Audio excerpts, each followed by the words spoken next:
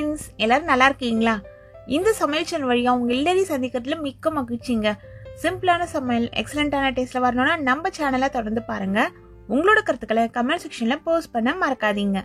வாங்க கிச்சனுக்கு போகலாம், சுவையா ஆரோக்கியமா சமைக்கலாம். இப்போ நம்ம செய்ய போகிறது திண்டுக்கல் ஸ்பெஷல் ரெசிபிங்க. இந்த ரெசிபியை திண்டுக்கல்லையே ஒவ்வொரு சைடு இருக்கிறவங்க ஒவ்வொரு விதமாக செய்வாங்க, 2-3 வகையில் செய்வாங்க. நம்ம செய்கிற மெத்தடு ரொம்பவே பெஸ்டான ஒரு மெத்தடு. நம்ம திண்டுக்கல் ஸ்பெஷல் நெய் சோறு தான் பார்க்க போகிறோம். இந்த மெத்தடில் செய்யும் பொழுது நெய் சோறு அப்படியே அந்த வெள்ளை கலர்லேயும் அந்த நெய்யோட வாசனையோடையும் ரொம்ப சூப்பராக இருக்குங்க. ஆனால் பக்குவம் அப்படிங்கிறது ரொம்பவே முக்கியம். இந்த நெய் சோறுக்கு காரசாரமான நான்வெஜிடேரியன் கிரேவி, வெஜிடேரியன் கிரேவி இதில் எது நமக்கு பிடிக்குதோ வச்சு சாப்பிட்லாங்க.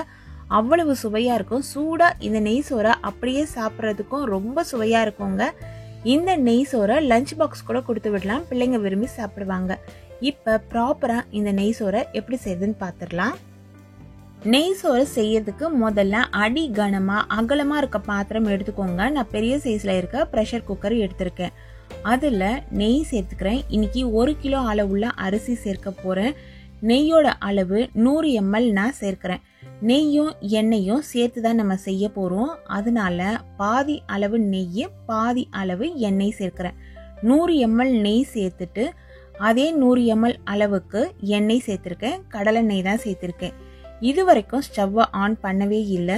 இதில் 2 துண்டு பட்டை, 5 ஆழாக்கு அரிசி 1 கிலோ அப்படின்னு நான் கால்குலேட் பண்ணும் பொழுது 1 ஆழாக்குக்கு 2 கிராம்புன்னு கால்குலேட் பண்ணி 10 கிராம்பு சேர்த்துருக்கேன். 1 ஆழாக்கு அரிசிக்கு 1 ஏலக்கான்ட்டு 5 ஏலக்காய் சேர்த்தாச்சு. அதே போல் பச்சை மிளகாய் உங்களோட காரத்துக்கு தகுந்த மாதிரி சேர்த்துக்கோங்க. நான் 3 பச்சை மிளகான்னு கால்குலேட் பண்ணி சேர்த்துருக்கேன். நல்ல பெரிய சைஸில் இருக்க வெங்காயம் 2 வெங்காயம் நீல வாக்கில் இது போல் மெல்லிஸாக கட் பண்ணி எடுத்து சேர்த்துக்கோங்க. இஞ்சி பூண்டு 2த்தையும் இடித்து வச்சுக்கலாம். தனித்தனியாக தான் இடித்து சேர்க்கணும். பூண்டு பார்த்திங்கன்னா ஒரு முழு பூண்டை இடித்து எடுத்து சேர்த்தாச்சு. இஞ்சி அதில் பாதி அளவு சேர்த்துருக்கேன். 1 கைப்பிடி அளவுள்ள புதினா இலைகள் அதையும் சேர்த்தாச்சு. முந்திரி பருப்பு நம்மளோட விருப்பப்படி நீங்கள் எவ்வளோ வேணாலுமே சேர்த்துக்கலாம். நான் இன்னைக்கு 2 கைப்பிடி அளவுள்ள முந்திரி பருப்பு சேர்த்தேன். இது எல்லாத்தையும் சேர்த்துட்டு ஸ்டவ்வை சுவிட்ச் ஆன் பண்ணுறதுக்கு முன்னாடி எண்ணெயோட சேர்த்து நல்லா கலந்து விட்டுடுங்க. இஞ்சி பூண்டு பேஸ்ட்டாக சேர்க்க வேணாம். இது போல் நல்லா கொஞ்சம் இடிச்சிட்டு சேர்த்துக்கோங்க. இடிக்கும் பொழுது அது திரியாகவும் இருக்கக்கூடாது, அதே சமயத்தில் ரொம்ப மசிஞ்சும் போகக்கூடாது. கலந்து விட்ட பிறகு ஸ்டவ்வை சுவிட்ச் ஆன் பண்ணிவிட்டு இதே போல் கலந்து விடுங்க. மிதமான தீயில வச்சு கலந்து விடும் பொழுது கலர் மாறாமல் இது கரெக்டாக வதங்கி வரும். நம்ம போடும் பொழுது இந்த பொருட்கள்லாம் எந்த கலரில் இருந்துச்சு, இப்போ எந்த கலரில் மாறி வருது பாருங்கள். நீங்கள் இப்படி ப்ராப்பராக கலந்து விடும் பொழுது தான் அடிப்பிடிக்காமல் கலர் மாறாமல் ஆனால் எல்லா பொருட்களும் கரெக்டாக நமக்கு வதங்கி வரும். கொஞ்சம் கொஞ்சமாக வதங்கி வந்துருச்சு. இந்த வெங்காயம் எல்லாம் நல்லாவே சுருங்கிடுச்சு. நீல வாக்கில் மெல்லிஸாக கட் பண்ணிக்கோங்க. அப்போ தான் ப்ராப்பராக நமக்கு வெங்காயம் வதங்கி வரும். நம்ம எடுக்கிற பூண்டோட அளவில் பாதி அளவு தான் இஞ்சி இருக்கணும். இஞ்சி அதிகமாக சேர்த்துட்டா அதனோட அந்த இஞ்சி காரத்தன்மை அதிகமாக தெரிய ஆரம்பிச்சிடும். இஞ்சியோட காரத்தன்மை தான் டாமினேட் பண்ணுற மாதிரி இருக்கும். அதே மாதிரி பார்த்தீங்கன்னா இஞ்சி ரொம்ப முத்தின இஞ்சும் எடுக்காதீங்க, அதில் காரத்தன்மை அதிகமாக இருக்கும். கொஞ்சம் இலசாக இருக்க இஞ்சாக எடுத்துக்கோங்க. இப்போ பதம் பார்த்தீங்களா, இந்த பச்சை மிளகாலாம் எந்த அளவு கலர் மாறி இருக்கு. இப்போது இதில் தண்ணி சேர்த்துட்டு ஹை ஃப்ளேமில் வச்சுக்கலாம். தண்ணியோட அளவு எவ்வளவுங்கிறத நான் சொல்கிறேன். தேவையான அளவு உப்பு 1 டேபிள் ஸ்பூன் அளவு சேர்த்துக்கிட்டேன். இந்த உப்பு போதும்னா நீங்கள் இதோடு நிறுத்திக்கோங்க. இல்லை உங்களோட டேஸ்ட்டுக்கு தகுந்த மாதிரி உப்பு நீங்கள் கூட குறைய பார்த்து போட்டுக்கோங்க. அதே போல் ஒவ்வொரு உப்பு கரிப்புத்தன்மை அதிகமாக இருக்கும், சிலது கொஞ்சம் குறைவாக இருக்கும். தூளுப்பு சேர்க்கும்பொழுது இந்த அளவை விட கொஞ்சம் குறைவாக சேர்த்துக்கோங்க. இதெல்லாம் நல்லா கொதிச்சு வந்த பிறகு இதில் நல்ல ஒரு பெரிய சைஸில் இருக்கிற நல்ல பழுத்த தக்காளியை இது போல் பெரிய பெரிய துண்டுகளாக கட் பண்ணி எடுத்து போட்டுக்கோங்க. நான் இன்னைக்கு 2 மீடியம் சைஸில் இருக்க தக்காளியை கட் பண்ணி எடுத்து சேர்த்துருக்கேன். நல்லா பெரிய தக்காளியாக இருந்ததுன்னா 1 சேர்த்தாலே போதும். இது சீரக சம்பா அரிசி. திண்டுக்கல் நெய் சோறு அப்படின்னாலே சீரக சம்பா தாங்க இதுக்கு ஸ்பெஷலான ஒன்று. சீரக சம்பா அரிசியை நல்லா வாஷ் பண்ணிவிடுங்க. ஒரு 4 முறை நல்லா வாஷ் பண்ணிவிட்டு ஒரு 20 நிமிஷத்துலேருந்து 25 நிமிஷம் வரைக்கும் ஊற வச்சுட்டு அதுக்கப்புறம் வடிகட்டி எடுத்து இதில் சேர்த்துருக்கேன். இதில் 100 ml அளவுள்ள தயிர், ரொம்ப புளிப்பாகவும் இருக்கக்கூடாது, புது தயிராகவும் இருக்கக்கூடாது. அந்த தயிரை கட்டிகள்லாம் இல்லாமல் நல்லா அடிச்சுட்டு இதில் எடுத்து சேர்த்தாச்சு. நீங்கள் நினைக்கலாம் தக்காளியை ஏன் ஃபர்ஸ்டே சேர்க்கல அப்படின்ட்டு. தக்காளி நம்ம ஃபர்ஸ்டே சேர்க்கும் பொழுது தக்காளி நல்லா வெந்து மசிய ஆரம்பிச்சிடும். அப்படி மசிஞ்சிச்சுன்னா கலர் மாறிடும். அதனால தான் நம்ம தண்ணி ஊற்றிட்டு தண்ணி கொதிச்ச பிறகு தக்காளி சேர்க்கும் பொழுது தக்காளியோட ஃப்ளேவர் இறங்குமே தவிர நம்மளோட சாதம் கலர் மாறாது. இப்போ மிதமான தீயில தான் இருக்குது. நல்லா கலந்து விட்டோம். இது போல் நல்லா நமக்கு முத்தாக கொதிச்சு வருது பாருங்கள். இது மாதிரி கொதிச்சு வரணும். இது வரைக்கும் நீங்கள் கரண்டி போட்டு கலந்துக்கலாம். இதுக்கப்புறம் நீங்கள் நிறைய கரண்டி போட்டு கலக்கக்கூடாது. ஏன்னா நம்ம சேர்த்துருக்க அரிசி பச்சரிசி, பச்சரிசியில் தான் இது செய்வோம். இது போல் கலக்கும் பொழுது லைட்டாக கலந்து விடுங்க. உடையிற மாதிரி நம்ம கலக்கக்கூடாது. இது போல் நல்லா கொதிச்ச பிறகு தண்ணியும் அரிசியும் ஒன்றா நமக்கு ஒரே லெவலில் வந்து நிற்கும். அது வரைக்கும் இது போல் நீங்கள் கலந்து விட்டுக்கலாம். கலக்கும் பொழுது இது போல் அசைச்சு கலந்து விடுங்க. மசிக்கிற மாதிரி கலக்க வேணாம். மசிக்கிற மாதிரி நீங்கள் கலந்தீங்கன்னா பச்சரிசிங்கிறதுனால உடஞ்சி போயிடும். ஒரு ஸ்டேஜில் இது போல் நமக்கு ஃப்ளாட்டாக வந்துடும். தண்ணியும் அரிசியும் ஒரு கரெக்டான லெவலில் வந்துடும். அப்போ நல்லா ஃபுல்லாக தீயை குறைச்சி வச்சுட்டு இது போல் ஃப்ளாட்டாக செஞ்சுருங்க.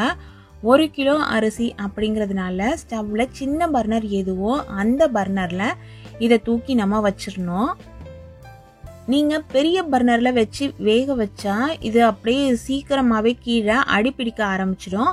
இது போல் நல்லா ஃப்ளாட்டாக செஞ்சுட்டு ஒரு தட்டு வச்சுட்டு அது மேலே நல்லா வெயிட்டாக சுடு தண்ணி இருக்க பாத்திரத்தை எடுத்து வச்சுடுங்க. அப்படிலாம் வேறு ஏதாவது ஒரு வெயிட்டு மேலே வச்சுடுங்க. அடுப்பில் செய்யும் பொழுது அதில் மேலே நம்ம நெருப்பெல்லாம் போடுவாங்க. நம்ம வீட்டில் அப்படி செய்ய முடியாது. இது போல் வச்சு கரெக்டாக ஒரு 10லேருந்து 12 நிமிஷம் லோ ஃப்ளேம்லேயே இது வேகட்டும்.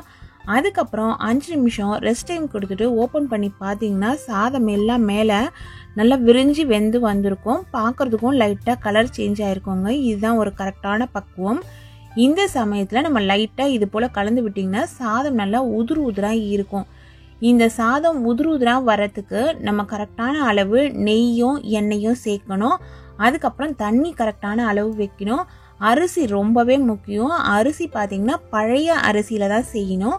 புது அரிசியாக இருந்ததுன்னா இது நல்லா குழைய ஆரம்பிச்சிடும். பழைய அரிசியாக இருந்ததுன்னா நீங்கள் 1க்கு 1.25 அப்படிங்கிற அளவில் தண்ணி வைங்க.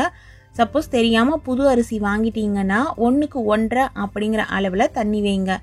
அதே போல் அரிசியை நல்லா ஒரு 4-5 முறை வாஷ் பண்ணிவிட்டு ஊற வச்சுட்டு அதுக்கப்புறம் தான் நம்ம இதில் சேர்க்கணும். அரிசி மேலே இருக்க அந்த மாவெல்லாம் போன பிறகு நம்ம இதில் சேர்த்து இது போல் தம் போட்டால் நல்லா உதிராக சூப்பராக கமன்னு வாசனையில் ஒரு திண்டுக்கல் நெய் சோறு ரெடி ஆகிடுங்க. இந்த நெய் சோறை நீங்கள் சீரக சம்பா அரிசியில் ஒரு முறை சமைச்சு சாப்பிட்டு பாருங்களேன். டேஸ்ட் ரொம்ப நல்லாயிருக்கும்.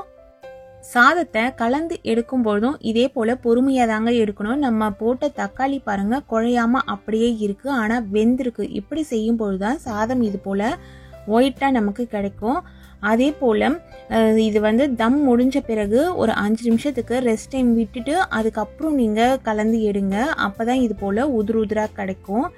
இந்த பச்சை மிளகாலாம் பாருங்கள் எந்த அளவில் நமக்கு கலர் மாறி இருக்குது. பச்சை மிளகாவை கீரைலாம் தேவையில்லை, அப்படியே நம்ம சேர்த்தாலே போதும். முந்திரி பருப்பெல்லாம் இந்த தண்ணி இந்த நெய்யோடு சேர்ந்து நல்லா வெந்து ரொம்ப டேஸ்டியாக இருக்கும் சாப்பிட்றதுக்கு. சிலர் முழுக்க நெய்லையும் செய்வாங்க. இந்த ரெசிபி நீங்கள் முழுக்க நெய்யில் செய்கிற மாதிரி இருந்தாலும் செய்யுங்க, அது உங்களோட விருப்பம். இதில் நீங்கள் எண்ணெய் சேர்த்து செய்யும் பொழுது தான் இந்த சாதம் ஆறுனா கூட நமக்கு உதிராக கிடைக்கும். நான் இன்னைக்கு கடலெண்ணெய் தான் சேர்த்தேன். நீங்கள் உங்களுக்கு விருப்பமான எண்ணெய் எதுவோ அதை சேர்த்து இதில் செய்யுங்க. மற்றபடி எண்ணெயோட அளவு நெய்யோட அளவு உங்களோட விருப்பப்படி நீங்கள் கூடுதலாகவோ இல்லை குறைவாகவோ சேர்த்துக்கோங்க. இந்த அளவில் செய்யும் பொழுது தான் இது போல் பர்ஃபெக்டாக உதிராக நமக்கு கிடைக்கும். நல்லா வெள்ளவெளியர்னு கம்மன்னு வாசனையில் உதிராக சீரக சம்பா அரிசியில் திண்டுக்கல் நெய் சோறு ரெடி ஆயிடுச்சுங்க. இந்த நெய் சோறை இதே அளவுகளில் பக்குவம் மாறாமல் செய்யுங்க. டேஸ்ட் வேறு லெவலில் இருக்குங்க. இது போல் நல்ல ரெசிபிஸ் தெரிஞ்சுக்கணுன்னா நம்ம சேனலை தொடர்ந்து பாருங்கள். சுவையாக சமைச்சு சாப்பிட்டுட்டு மகிழ்ச்சியாக வாழுங்க. சுவையாகவும் இருக்கணும், ஆரோக்கியமாகவும் இருக்கணும்னா நம்ம சேனலை பார்த்து சமைங்க. Thank you friends.